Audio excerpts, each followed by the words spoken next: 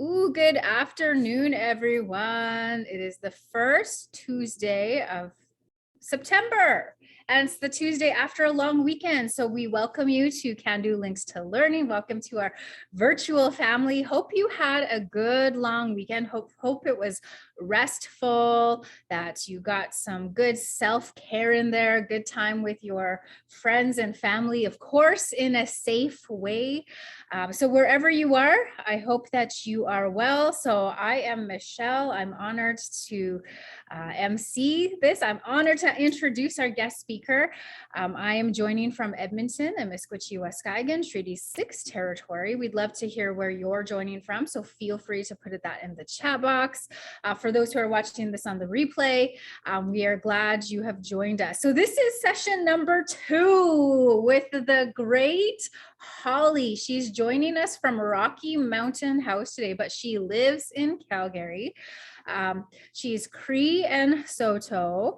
She is the Indigenous, she is the Indigenous Director for the Indigenous Service Business Link. So this is her second session. It is Market Research for Success. Last week we went down, we talked about the very basics of starting a business. It was a very informative, very thorough. So I really encourage you, if you missed that, to go back and check it out on the page.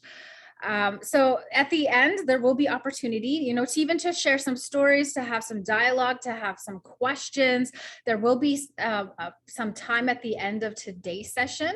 So we really welcome your voice to this virtual circle. I always appreciate listening to other people's stories, voices, experiences. So we'd love for you to lend your voice to today's conversation. And at any time throughout, feel free, if you have any questions or even comments, feel free to use that chat box, and I definitely will make note and we'll bring it to the table. All right, so today's conversation is market research for success. So you're going to find information you need to build a better business. I really believe that knowledge is power. So continue to educate yourself, continue to research, continue to understand a little bit more, particularly around your brand, your business, what you want to accomplish. So market research can help you gain insight into your industry, competition, and target markets, and help you create effective strategies for starting your business. So learn the basics of market research and how to go about it in this introductory workshop. So you're also going to get information on Business Link's free market research resources. And Holly had talked to us last weekend. I tell you, Business Link offers many, many good resources. So be sure, and they're free. That's important to know. So make sure that you take some time to tap into some of those resources. All right. And so a little bit more about Holly. She is part of the Indigenous Services team. She facilitates workshops, hosts Indigenous focused events, provides specific programming for Indigenous entrepreneurs and small businesses, and builds meaningful relationships in both rural and urban Indigenous communities. She guides her team to success, maintains important relationships and collaboration with partners, and ensures that every First Nation and Métis community in Alberta is aware of the services that are offered. So this powerhouse, she's going to bring some more of her knowledge to the table today. I always have my notebook ready and my pen ready. I take notes as we go along. So whatever is the best way for you to learn, whether it's just listening, taking it in, writing down notes, but set yourself up for success to take in this amazing workshop today. So welcome everybody. We give thanks to Creator. I had an opportunity to go out to the land this morning. I went to Alexander First Nations, offered that tobacco just to give thanks to Creator for the gifts that have been given to us, the gift of land, the gift of community, the gifts of, those gifts that we have, the strength, the courage, the capacity. So just take a moment to acknowledge the gifts that the Creator has given to you. And this gift right now that we can learn and listen to one another. So we give thanks for this moment, this opportunity to come together in this virtual community, this virtual circle. So welcome, Holly. We're so glad you're here. Week number 2. I'm passing the mic off to you. Thank you so much, Michelle. Thank you, everybody, for joining today. So Michelle was saying it's a Monday, Tuesday. It's a Tuesday, Monday. I'm in Rocky Mountain House today. I'm usually in Calgary, but was really lucky to get out in person somewhere that wasn't virtual, and now get to connect to a great virtual community of Cando. So really excited to do both today. Today we're going to talk about market research, and with the Monday-ist, Tuesday-ist, Monday, whatever we want to call it, it might not seem like the most exciting of subjects, but I will tell you, when I started at Business Link about 5 years ago, I looked at market research and I thought, I have no idea what that is. It doesn't look fun. I don't want to do it. I don't want to facilitate it because I don't understand it. But then I understood it. And I can honestly say it's one of my most, it is my most favorite workshop to facilitate. So I hope you all learn a lot, or at least a little bit from today. I don't have double screens right now because I'm mobile. So I will say, if you have a question, just yell at me, just yell it out, because I can't really see the chat and all of that when I'm in this way. But please feel free to yell out if you have questions or if you have something to add. As I mentioned last week, I don't know everything, and I want to learn as much as I can, and I usually learn so much from participants as well. So please holler out with anything that you'd like to add. I will try to get through, this is a lot of info, so I'll try to give you as much really great content as I can within the time allotted, but please, questions, anything, blurt them out as we go. I'm not going to go through today, I'm not going to go through Business Link's services, because I did cover that last week, and just being conscious of time, I will just say we're Alberta's entrepreneurial hub, but we have an online resource that has a lot of great service providers and tools and resources that you are more than welcome to utilize as well. We do a lot of online events that we'd love to see you at. So our learning objectives today are to understand what market research is and why it is important. And we're going to learn the different types of market research and when we're going to use each type of research. We're also going to explore some sources of primary and secondary market research tips on how to use that primary and secondary market research. And I'm also going to go through our services at Business Link and what we can provide for you both online and with an advisor for some secondary market research information to be shared with you. So before we get into that, I just want to acknowledge that for Business Link, we are situated within the province of Alberta on the traditional territories of Treaties 4, 6, 7, 8, and 10, ancestral homeland of diverse First Nations groups, Métis, and Indigenous people whose ancestors have walked this land since time immemorial and whose histories, languages, and cultures continue to influence our vibrant community. We pay respects to the Indigenous people of this land, past, present, and future, while recognizing their cultural heritages, beliefs, and relationship to the land on which we reside.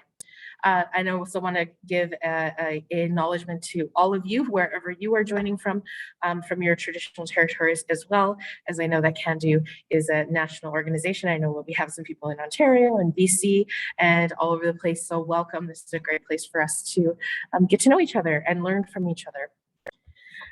So market research is actually very exciting. And I just want to say before we begin that market research is really going to spill into every single part of your business. There are different types of research, different things to look at, your competition, your target market, the market itself, the economy, how large your target market is, where they're located, where your competitors are, your vendors, your suppliers. There are so many things that feed into market research. And then actually, once you figure that out, just start figuring out your marketing plan. So you kind of don't want to put the cart before the horse with your marketing to say, well, I need to do flyers and TV commercials and radio ads and newspaper ads, and I need to have a LinkedIn, a Pinterest, a Facebook, a WhatsApp. I need to have all of these things in order for my business to be successful and for all of this marketing material to be out there. We are going to talk more about marketing in this series. We're going to be coming back next week to share some marketing tips with you. So this is really going to lean into marketing, is talking about market research first. And once we really define who we are, what our business is, who our competitors are, then we're able to really understand how to best market to them. So what is market research really?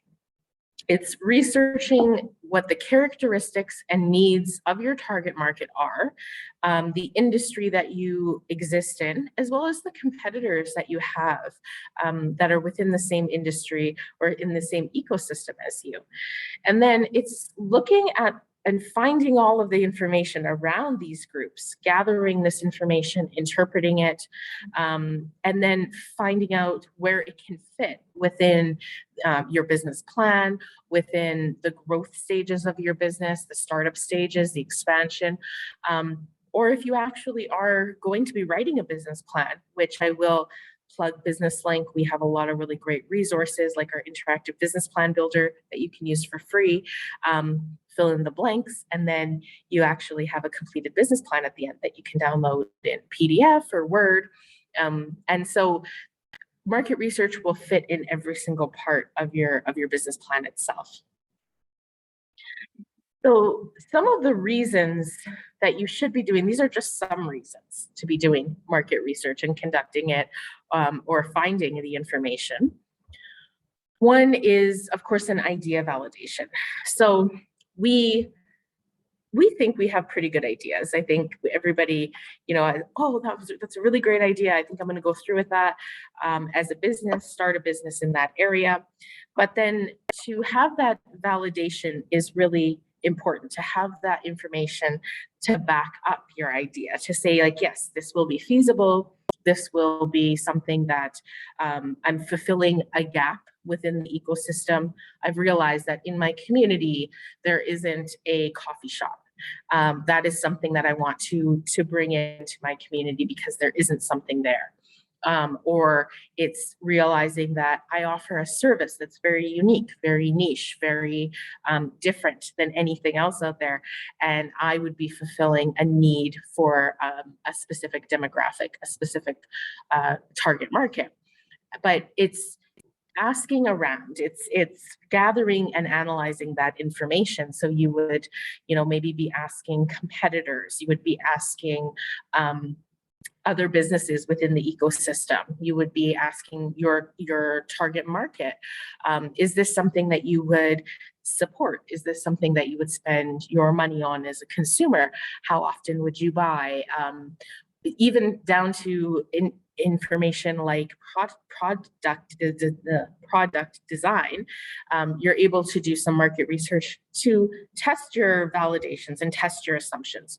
So one of an example that I always give when I give this presentation, because it sticks out for me all the time because it just seems so simple, is I worked with a lady, an entrepreneur, amazing entrepreneur in Alberta who she developed or she created leather bags, leather purses for women or anybody who would like to use a purse. And she figured that her target market was, she was very specific on who her target market was. Women between this age and this age that lived within this location. And we'll get more into, the very specific details that you have to know about your target market. So you want to get into things like age, income, languages spoken. And the reason to do that is to get into the psyche of your target market so that you know how to market to them effectively and what's important to them so that you can design something that will fulfill their solution and fulfill their problem. Well, this lady, she thought that wide, short bags, more rectangular bags would be very, very lucrative, that's the best design that there was. And that the longer bags, it was basically just a rectangle put in different forms. One was this way and then one was this way. And she thought this way triangle is going to be the one that sells the most. It's the nicest design. But she went and she did some market research, and she stood in more of a public area before COVID.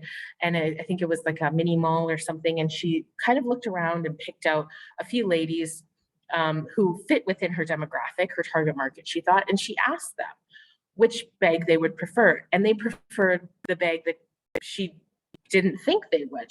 They preferred the other bag, the longer, skinnier bag. And so that really threw her, because she thought she was going to put a lot of production into the other design, a lot of money, a lot of resources, not realizing that they wouldn't probably have sold as quickly as the bag that was more popular amongst her target market. So we sometimes get into our heads too much as entrepreneurs and think, well, this is what my client would want. This is what my customer would want. So I will spend a lot of money, time, and resources to develop it. But then that's where we sometimes end up with a lot of inventory, or, maybe a program that hasn't been picked up or anything like that, because now we're realizing that our target market actually wasn't invested in that particular type that we had thought. So it's just to, and I'm going to talk more about how we can actually gather that information in a way that we're not going to have people say, I don't want to tell you that. I don't know you. I'm not going to give you that information. Or who are you, strange person walking up to me in the mall asking me what type of purse I like? Why is this happening? We have to set that up for success and say, offering incentives and offering a way to get that information from our target market that is lucrative to them as well. So not only with your product design, but also with making better business decisions in general. So again, it's going to really reduce that time on guesswork. You're not going to be, oh, I think my customer would really like this. Instead, you're actually going out and asking them what they like. So you're not assuming or spending a lot of time or money on resources or inventory that is going to go unused. Also, as I mentioned earlier with marketing, we sometimes get under the impression with small businesses that the more that you're out there, the better, which I don't disagree with. It's only that we don't have to spend all of our time and potentially a lot of money on all of these different social media channels or marketing channels that aren't going to reach our target market.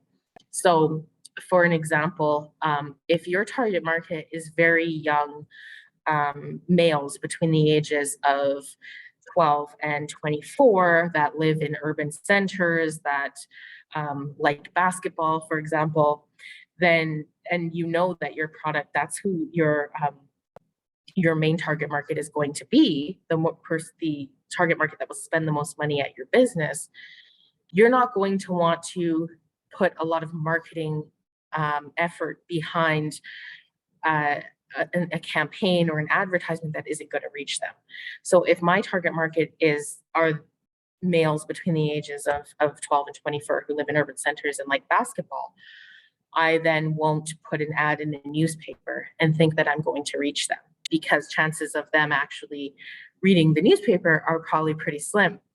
Am I going to invest the time, energy, and money in putting an ad on TikTok? Probably, because it's going to reach them. On the flip side of things, if my target market is females between the ages of 50 and 65 who live in rural centers who enjoy gardening, putting an ad on TikTok is not going to service me, but putting an ad in a newspaper probably will.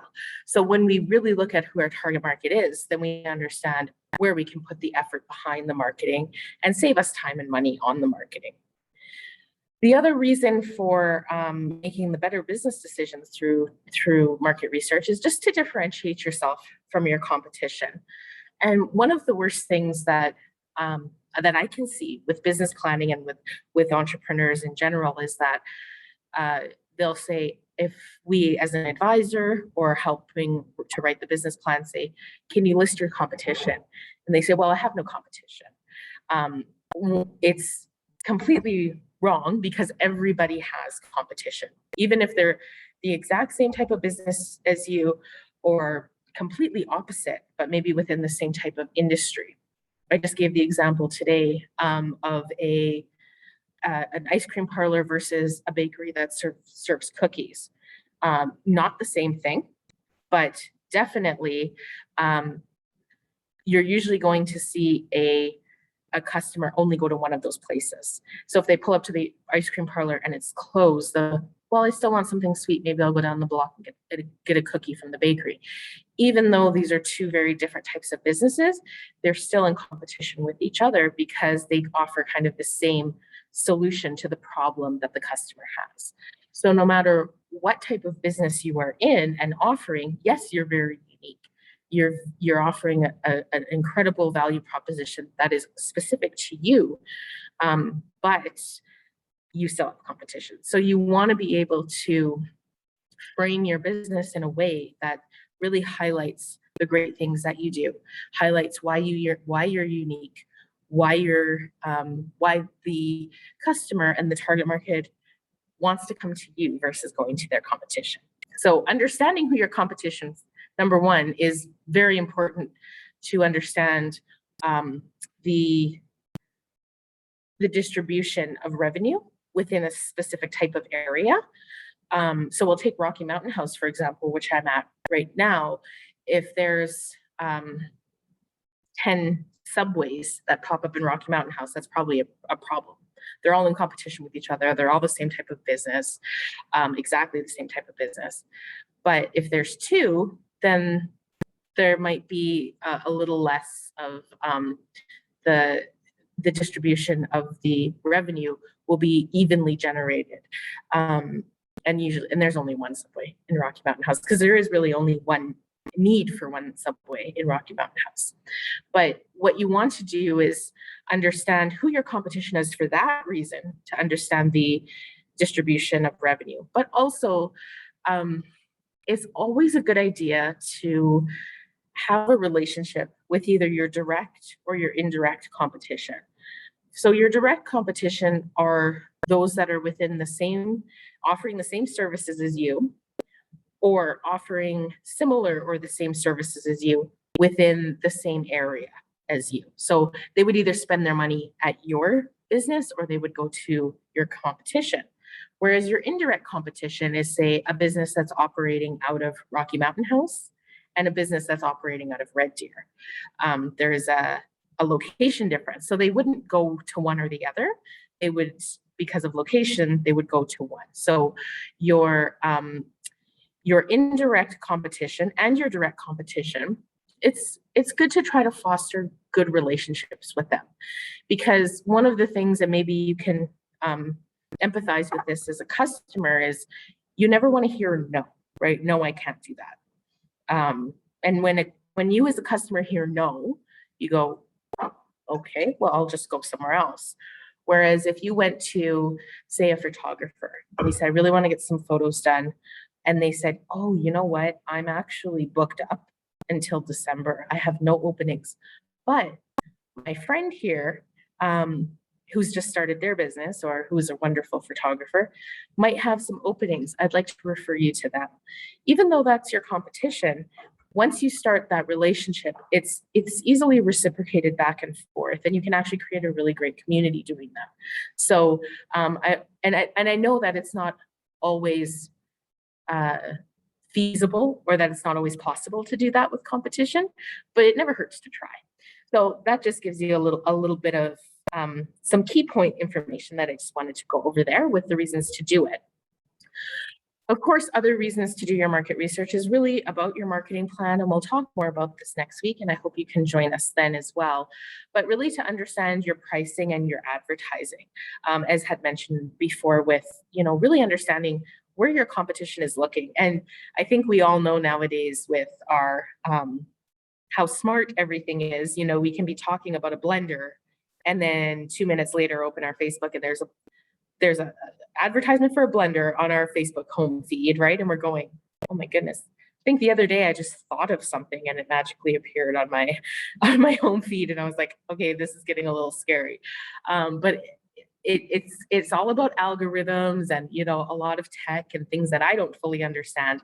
But it's figured probably because I searched for gardening gloves that I was also searching for something else that I was looking for. So really interesting how that works. But really fleshing out your marketing plan and making it feasible and making it something that really supports your business and is realistic. And you don't have to be everywhere. If you just put a lot of effort into a few key things that you know will generate the same amount of revenue as you are putting in time and effort into it, is definitely much better than trying to do everything at once. It also will influence your operational plan. So looking at your location itself, if you're wanting to open like a brick and mortar, or you're wanting to open a storefront, or even down to things like which website hosting you should be using. Should you be on Etsy? Should you have your own website? Should you use Facebook? They have the Facebook business pages and ways you can pay on Facebook now. Are those going to be lucrative for your type of business? So it'll give you, you know, all of these different areas to really explore and compare what would work best with your business. And then lastly, your financial plan. And I want to include just a very quick, hopefully very quick, brief description on this. I often get asked, and since I've worked with small business owners, especially doing writing business plans, when we get to the financial section, there are a lot of people that get really stuck on that. And I totally empathize with it, because it doesn't make sense to say, I'm not in business yet, but I need to project financially where I will be in 3 to 5 months or 18 to 24 months. How do I feasibly do that if I'm not even in business yet? I don't know how much I'll be making. So the answer to that is market research. So what we're able to do is, one thing, you'll never, ever, ever get an exact number. It's pretty near impossible to get an exact number of how much revenue you will make in year 2, month 4. We don't know that. What we can do is get as close within a range as possible, and then kind of fit your projections somewhere in the middle of that. So you're going to get a low range and a high range. Come shoot in the middle of that and try to meet that projection. The way to find that projection is through analyzing who your target market is. So we'll go back to male youth between the ages of 12 and 18 who live in urban centers who like basketball. Well, it might be hard for me to find demographics on basketball, but it's not going to be hard for me to find if they like basketball. But it's not going to be hard for me to find gender, location, and age range. So what I can do is then I can say, well, I'm operating out of the city of Calgary. Within the city of Calgary, there are 35,000, say, that fit within that range of target market. And I know that 35,000 are not going to all buy my product. So I'm going to do a very conservative estimate and say that 0.7% of that population will buy my product or service. And then from that 0.7%, you can actually draw out a dollar figure. If all of those individuals bought whatever 0.7% of 30,000 is, if all of them purchased one product in a fiscal year, then you can kind of come up with a roundabout number of what your revenue could look like. And then in order for that to grow, you are going to take, again, some estimations. So you're going to look at census numbers if you look at a census, it will say that the average population will grow within a municipality this much between these years and this much between these years. So say this population of Calgary grows 4% within the next year, then I can translate my 0.3% and push that up 4% of 0.3%. Lots of math included here, which is not my strong suit at all. But If you just take a percentage of a percentage and then just grow that amount, then you see your revenue growing.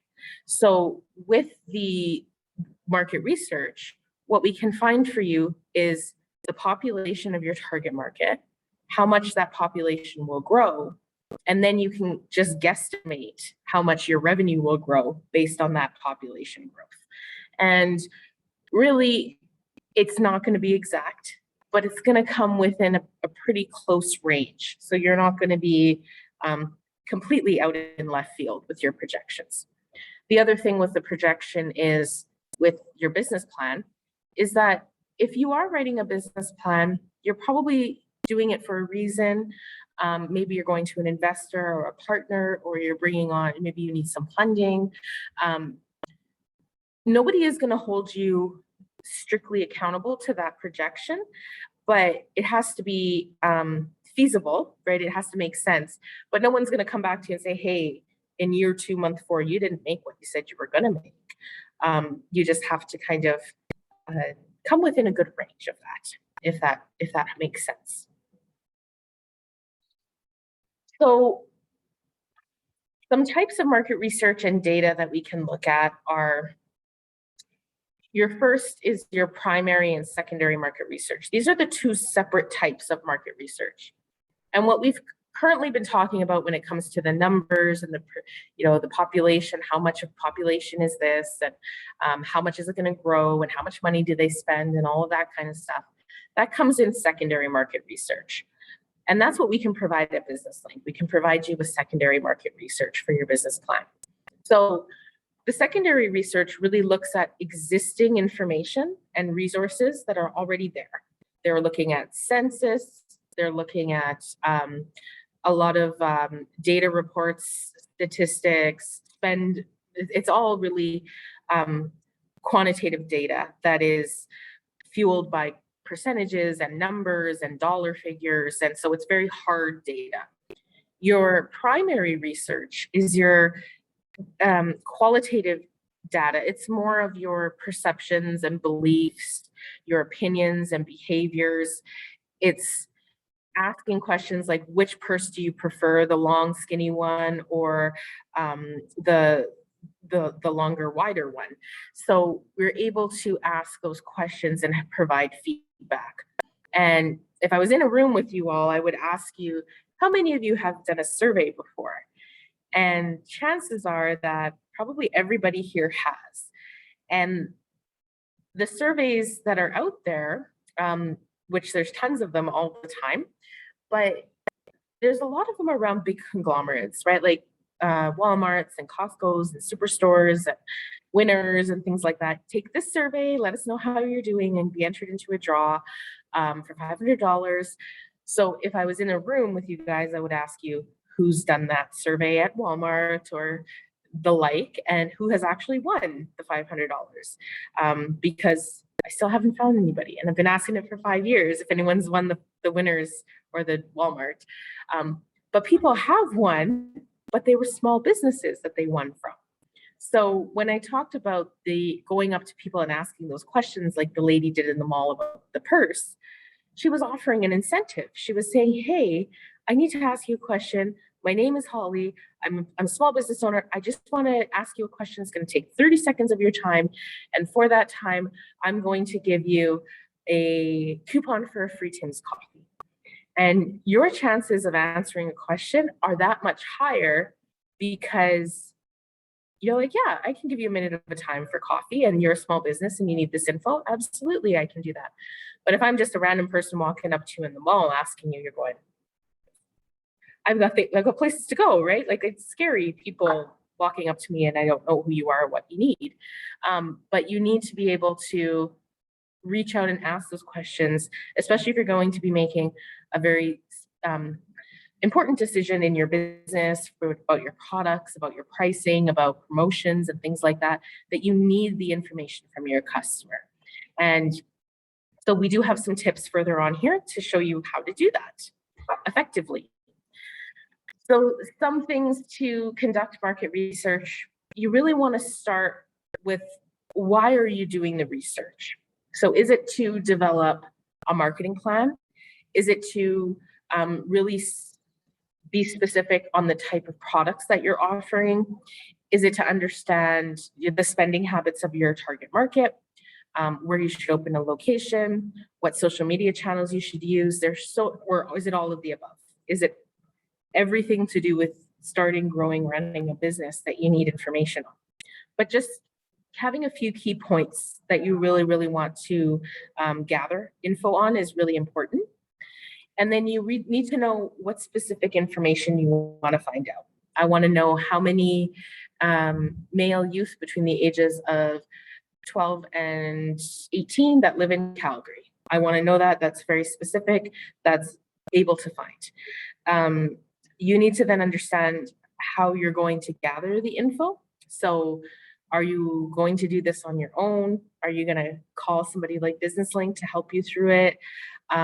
We can do that quantitative data. So the stuff that's like the percentages, the numbers, that's already been pulled, we can find that for you.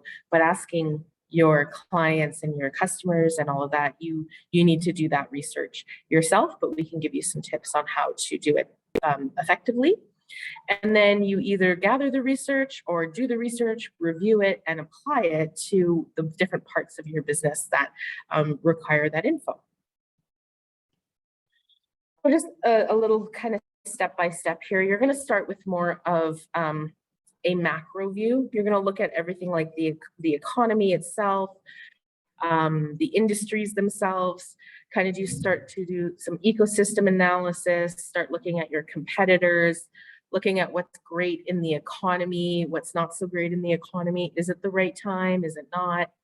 So you're going to start exploring on that sort of view, and then you're going to start to narrow down. So you're going to know, okay, now I know that, you know, these two groups of people, very specific groups of people, are my target market.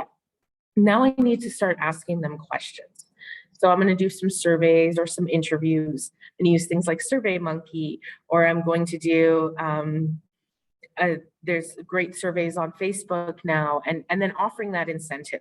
I'm going to, if you finish this survey, you get entered into a draw to win a $100 Visa gift card or an Apple iWatch, something like that, so that it's going to be able to have a lot more survey responses than it wouldn't. Then you can also do things like customer focus groups or more in-depth interviews with your clients and customers. Focus groups are always good for, like, if somebody's opening a catering company, or even another way is like different types of if you offer classes, or if you're opening a restaurant, you know, just to do a quick, like, is this good? Do you like this? Should I put this on the menu? And bringing kind of a group of 10 or 20 safely within a space, and doing it that way, then you're able to gather more information and decide which one would work best for you and your business. And then you want to try to integrate this within your business itself. So we see things all the time with rating systems. You have your Google rates, you have your Facebook reviews, all of these different feedback channels. Customers can leave comments and satisfaction reviews and things like that. And you can ask for customers to also, if you're able to utilize what the quotes that they've used. So as small business owners, you may have got, you know, some text from people that say, hey, like, your product was life-changing, your class was like, I can't imagine what my life was like before. Like, your services were just outstanding. Like, and we get a lot of those personally, but are they forward facing? So is there a way to integrate that within the business so that if somebody Googles us or looks us up on Facebook, that's one of the first things that they see. And I just said, like, we're running a program here at a Rocky Mountain House, and I just had a group of 10 Indigenous women here. And one of the things I said to them that I'll say to you is, being a small business owner, you'll never make everybody happy, ever. You know, there's going to be 1 to 5% of people who you just can't make happy, no matter what you do. But what you can do is try your best to ensure that their customer experience is good, and to show other customers that you are attempting to rectify the situation. So somebody gives you a bad review, hey, I'm so sorry, I don't understand, or you know what happened, and I really want to make this right. Here's a $10 or a $10 coupon for the next time you come in, or here's a buy one get one 50% off coupon for the next time you want to order a product from me, or here's a free consultation service for, you know, something to show that you're at least trying. Doesn't mean that they'll take you up on it. It also doesn't mean that the customer's always right. It just means that you're trying as a business to make the customer happy. And that's all we can do is try. So this guy, he's thinking, I don't know what he's thinking about, but we'll see on the next one. Secondary market research. We'll get into this and go through this as relatively quickly as I can here. So secondary market research is a kind of market research method that involves collecting info or data from secondary sources. And it is a method of research that a business collects and uses information that has previously been collected. So some ways that you can do your own market research are through government resources, public or university library databases. You can do industry associations, magazines, newspapers, social media, or online. And then, of course, that's a business link. So you can just Google us, go on our market research, or Google us, go to our website, businesslink.ca, and you can go to our market research tab, and we'll take you to a bunch of really great, more information and give you some tips and tools there. So I'm just going to go through some of the pros and cons of secondary market research. So it may take a lot of time to do it if you're doing it yourself, if you're not getting people like us to do it. And it may be a little bit older data because it's coming from a secondary source, often the government. So it may be a little bit like 2017, 2018-ish. So it might not be exactly up to date, might be less relevant to your needs, or it might be unreliable depending on the type of database that you're using or what you're looking with, or it just might not exist. Sometimes you could be so niche that literally there is no info on anything even remotely close to what you're doing. And an example of this is before cannabis became legalized, there was no info on it. There was nothing at all because it just didn't exist. Now there's tons of it because it's been around for a couple of years. But before, when people were starting businesses, you know, trying to look for market research around cannabis was non-existent. So that might happen. The pros of the secondary market research are that it may be free or low cost. It's relatively easy to gather, just takes a little bit longer. It gives more of that macro view. It doesn't look really specifically on one area or type of industry. It gives more of like the whole view. And it may be the only way to answer a certain question, like a census, for example. How many people live in this area that are between these ages? It can also give you direction for what other types of research you might need. You might start it off thinking, I need to gather all of the revenue generated within the beauty industry in Edmonton in 2020, where when you start to actually get that information, you go, oh, I actually need to be more specific and know the aesthetic industry specifically than the beauty. So it can really start to narrow down more what you're looking for. If you don't know this already, please, and if you are a small business or you want to start a small business, please look into a NAICS code. And this is the North American Industry Classification System.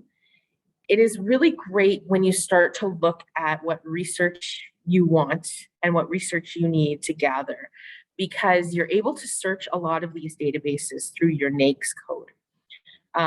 It is all over North America. Every single business will fall within one NAICS code and sometimes a few NAICS codes, depending if they're very niche, unusual, or really cool businesses that don't really fit into one NAICS code. So if you just search NAICS, it'll pop up right away. And it starts out very small. It starts out as a 2-digit code. So these examples here originally started out as the 2-digit code. So we'll take bed and breakfast, for example. The bed and breakfast started out as 72, which I believe is accommodations. And then it gets more specific the longer it gets. So then it became 7211, which I believe was maybe in-home accommodations or something along those lines. And then 721191 is specific to bed and breakfast. So you're able to really find, you know, which NAICS codes you fall in. And it's always good to put it on the title page of your business plan and say, this is my NAICS code. I know what I have. And if you ever wanted to gather information, you can type that NAICS code into the search engine and get more information about your industry. I was going to give you a few examples of where you can find this information yourself. And I will say this, I said this last week, I know that we are an Alberta-based organization, so a lot of these might be Alberta focused, but rest assured that within your province or territory, you will have something very similar where you can find information, but most of it is nationwide or all over North America or worldwide. So if you come across something here that is Alberta-based, you'll probably be able to find something similar in your location. So Innovation Science and Economic Development Canada is an overview of your major industries in Canada. Key small business statistics will give you a big picture overview of small business in Canada. Yes, I can, Cynthia. Actually, you know what, Cynthia? I think I will be sending these presentations right to Elizabeth, and she's going to share them with the group. So you'll actually be able to just share because these are all clickable links here. So you'll be able to link right to the links when you get it. But just for reference, the last one here was NAICS. It's NAICS, if you wanted to look at it before you get the presentation. Yeah, so these are all these great pieces here that you can explore all over Canada. Financial performance data will give you average financial statistics by industry NAICS code. So from that NAICS code before, you are then now able to find out relatively how much revenue is made within each of those NAICS code areas. It kind of gives you more of an idea of, is this viable? Is this something that I want to go continue on with? So here's a few specifically for Alberta, but again, they're probably very transferable to other provinces. The Government of Alberta Economic Trends and Invest Alberta, Alberta Economic Dashboard, and Alberta Regional Dashboard are all by the Government of Alberta. And these are all really great tools and interactive tools to manipulate and play with information to find out, you know, different profiles on industries within the province, giving you more indicators about small businesses and snapshots of the economic state, and also any type of economic indicators by municipality. So definitely, if you're not in Alberta, take a boo and see if there's something similar in your province, because they're actually very, very interesting to look at the data there. And then, some things that are a bit more Alberta focused are Calgary and Edmonton. And so any kind of major metropolitan center as well should have something very similar to this called the open data, which will give economic factors on larger cities. And then also your economic development offices within your city or town or county that you're out of, seeing which economic development office is closest to you, and if they have any information that they're able to, or databases that you can look up and find information about your business. All right, so I mentioned earlier, kind of get more about who exactly your target market is, who's likely to be your customer, and who's your ideal customer. And so being very specific about that is really, really important, because if you're not, then you don't know who you're marketing to, you don't know who you're building this incredible business for. So just the basics to know is that if you're a consumer-based business, so your clients and your customers are coming to you individually and not through a business. Then you want to know their age and gender, around how much range, income, and occupation that they're in, just kind of a general idea of occupation. Marital or family status is really important as well, where they're located geographically, ethnicity and language, and hobbies and interests. So if I am looking to, if I have a kids hockey camp that I'm promoting, then I want to know very specific details about that demographic.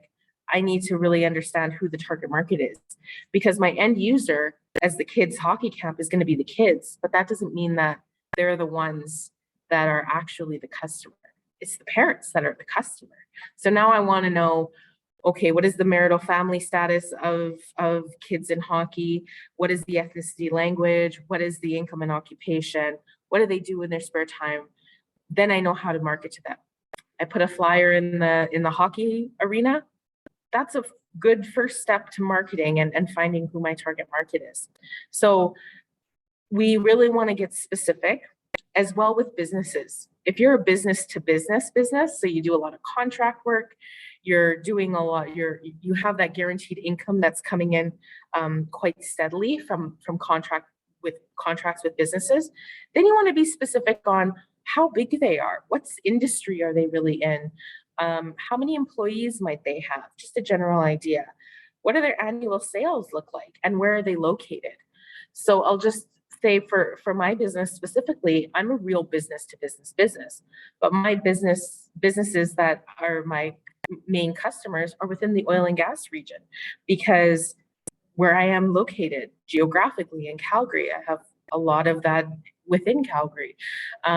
So then I get to know more about the industry size and how many employees they have. And it also makes me understand, do I need insurance? Do I need a GST number? Do I need a business number? Do I need all of these other things in order to be a good business to business and get some great contracts? Some more information here with just some various census profiles. Again, based where you're at, you can find one specific to your region, but the Canada Census is at the top here. I am going to add here the Canada Post Precision Targeter, and this is a really cool tool that you're actually able to look at the postal code. So if you're like me, I'm really bad at looking at my flyers. I just kind of put them in my recycling bin unless they're like coupons or something. And but you have to understand, if your target market is looking at mail, if they fit within a demographic that they look at every piece of mail, maybe that is something that you would consider as a good marketing technique. The Canada Post Precision Targeter actually gives you demographics on postal code regions. So instead of sending one flyer to all of Red Deer or all of Toronto or all of Burnaby, now you're able to send one flyer to just a specific region of postal code. And you don't even have to send it to the whole postal code. You can just give markers where you'd like to send it. And this is really good if you have, if you see that there's an uptake with the marketing in that respect. Statistics Canada household spending will give you spending habits on about 300 plus products and services by province within Canada. And Prism, if you don't do anything else, please look at Prism just for sheer entertainment. It's so much fun. It's PRIZM. You're able to enter your postal code. It's all throughout Canada, and it will give you a nickname. It will give you a demographic. It will tell you everything you need to know about your postal code region. And it's really, really cool because you learn things about your neighborhood that maybe you never knew before. But definitely look into that. All right. Again, some more. I'm just going to kind of skip through the Alberta-based stuff because you don't need to know that. Unless you're in Alberta, then it's still there for when I send it out. All right.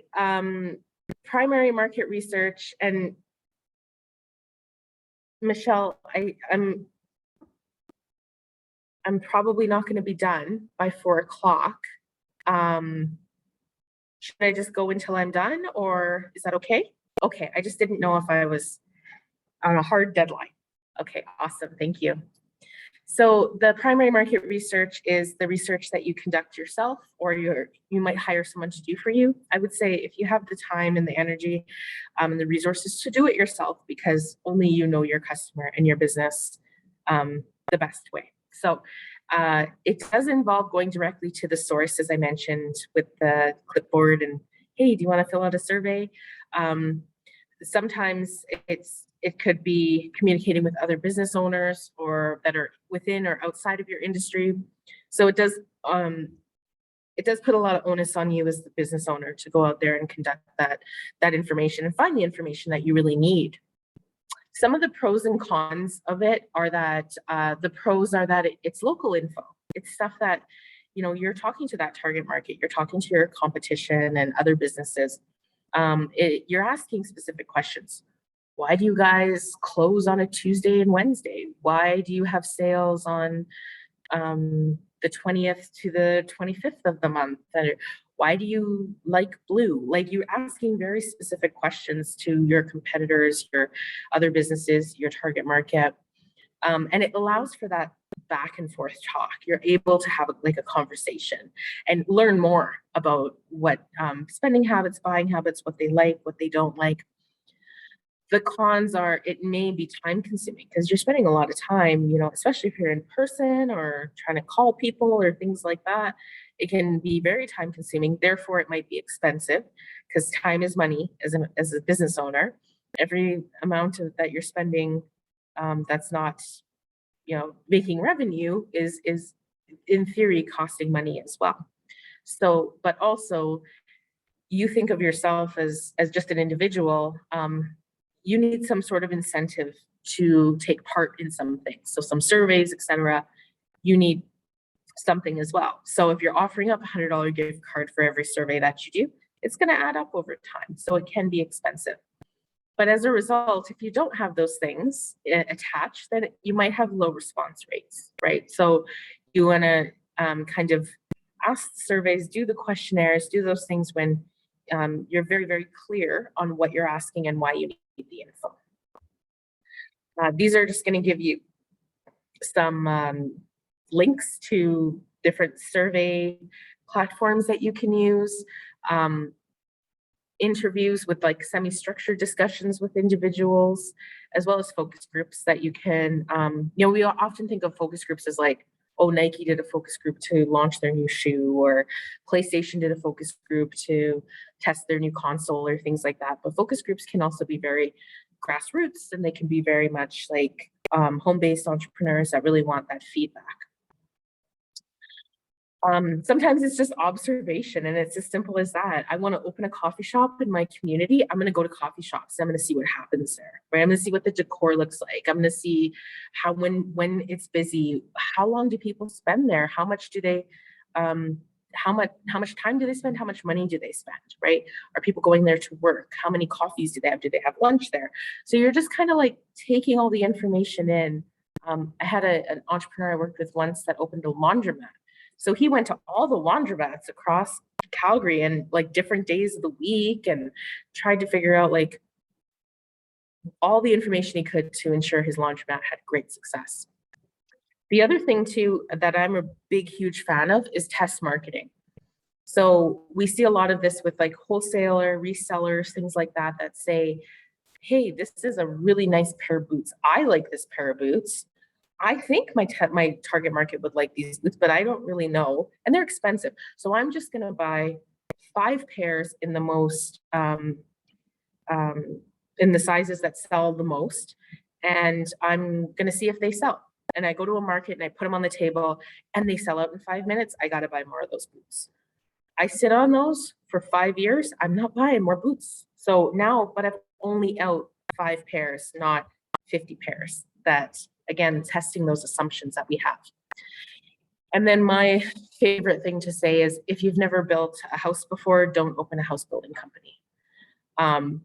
Know that you have to work or volunteer in the industry.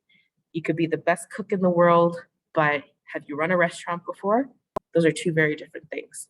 So if you don't have the experience, get the experience. Either take 6 months and get a job in the industry, or volunteer some time in the industry to just hone those skills to ensure that you have everything you need in order to make the business successful.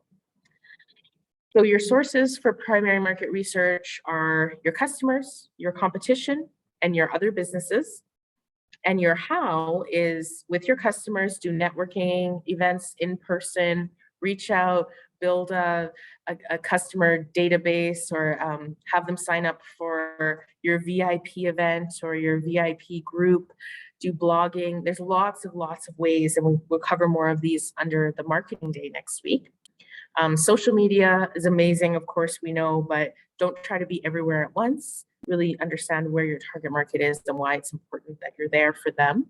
And online reviews as well are really, really important, and really important that you maintain those. So with primary market research tips, just have a strategy in place. And of course, it can be overwhelming to talk to strangers, but just do it. And be safe about it in COVID times. If you're able to see them in person or do it in a different way, then definitely try that out. But their information is really important as well, their opinions and feedback. All right. So guys, I'm just gonna okay, here we go, next steps. So think about the questions that you have about your industry and competition, write them down. Use resources listed here to do initial information searches, reach out to us for support, and we're always more than available to help you or to assist you and put you in the right direction of who to contact next. We've got some great resources online, so please check us out, businesslink.ca. And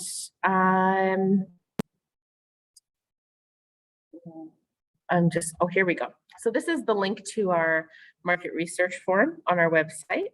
So you will be able to download that. And there's also some great tools there as well that you can look at, some videos, and you can also reach our research coordinator. Our research for our Indigenous clients is at no cost. So this $149.50 plus GST is not applicable to any of our clients that work with IBDS. So if you are looking at getting some research done, just email me directly, and we can have a chat and figure out what we can provide for you. Just quickly to go over the industry questions to consider. Think about trends that might be influencing the industry. What does the financial picture of it look like? What are the barriers to entry, if there are any? What are the economic, technological, or local trends that are affecting the industry, such as dependence on another industry or seasonality, COVID-19, the cost of lumber? There's lots of things that will come in here. And what are the keys to success of this industry? Some customer questions to consider. So does your idea serve an unserved need? How do your potential customers currently get this need met? What is your target market looking for?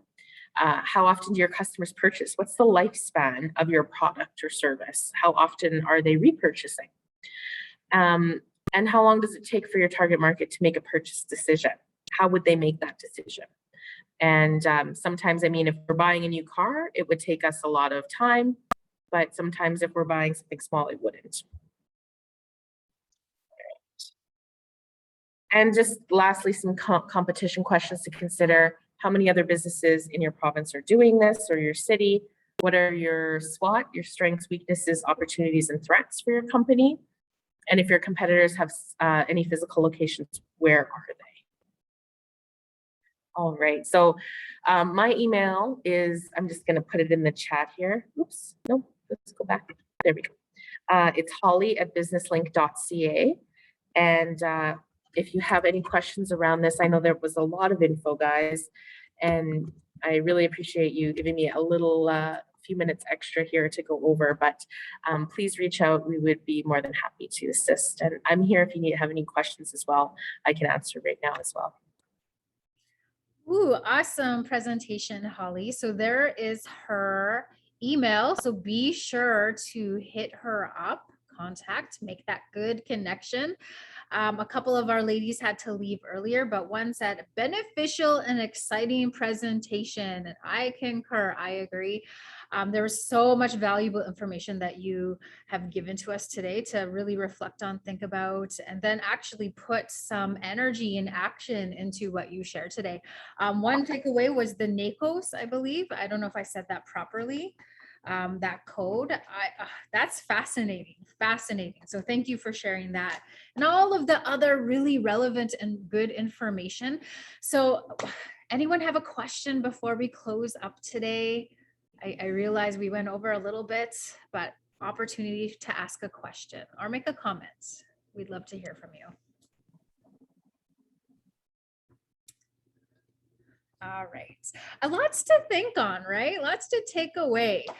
So today we had Holly here joining us. She's back next week. She's back actually for 2 more weeks. How honored are we? So honored. So she is working with and she's the director for the Indigenous Services of the Business Link. So thank you so much. She is joining us from, where are you joining us from today? Rocky Mountain House. Right. So I'm going back to Calgary right now. I'm done. We're gonna head back to Calgary. So awesome. Wish me luck on the highway. Safe travels, girlfriend. All right. So thank you all for joining us. We are so honored that you took an hour or so to be with us. We hope to see you back next week. Invite any of your colleagues, friends, family who are thinking about business, who are in the business.